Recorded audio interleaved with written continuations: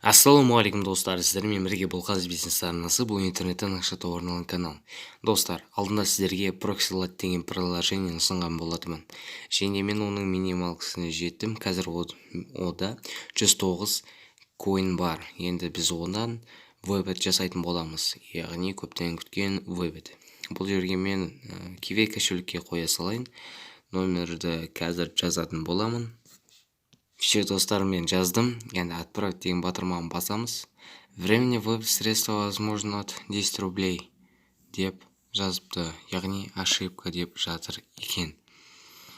Енді біз номер телефоны СНГ дегенде көретін боламыз, достар. Нөмірімді қайтадан жазып сайын. Достар, міне выплата на телефон дегенге отправить деген батырманы басамыз. Времени веб средства возможно от 10 рублей. Басында бұл 1 рубль, енді 10 рубль қылып жіберді.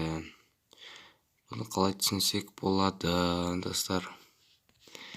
Енді мен, достар, бұл жерде алдында 1 рубльден шығаруға болады деген не бар еді. Ал қазір өшіп тастапты. Бұл приложение маған ұнамады. Шынымды айтсам, сіздерге де кеңес бермеймін.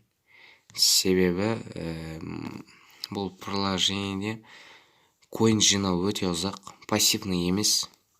Блогерлер айтқан сияқты, яғни олар ақшаға жарнамалаған деген сөз. Мен бұл приложениені сіздерге ұсынбаймын. Бұл мен ақша тауып жүргендер болса, яғни шығарып көргендер болса, енді оларға енді ештеңе айтарым жоқ, но бірақ бұл мен ақша табудың қажеті жоқ. Сонымен, достар, бұл приложение өшіре саламыз. Көз алдарыңызша, бұл приложениеге өшірем.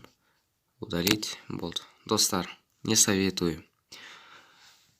Бұндай нәрселерге көп сенуге қажет жоқ. Яғни, көбінесе сіздер осыны телефонный заработктерге қызығасыздар. Но бірақ телефонный заработктер көбісі обман, лохотрон болады.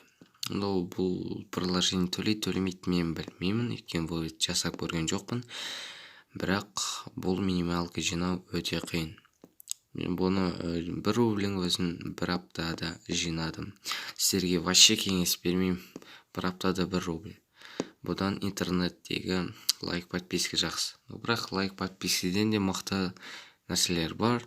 Сондықтан, егер де жаңа сайттар тексерілген нәрселер көргіңіз келсе, онда обязательно менің каналыма тіркеліңіздер. Сіздермен болған мен қазір бизнес арнасы.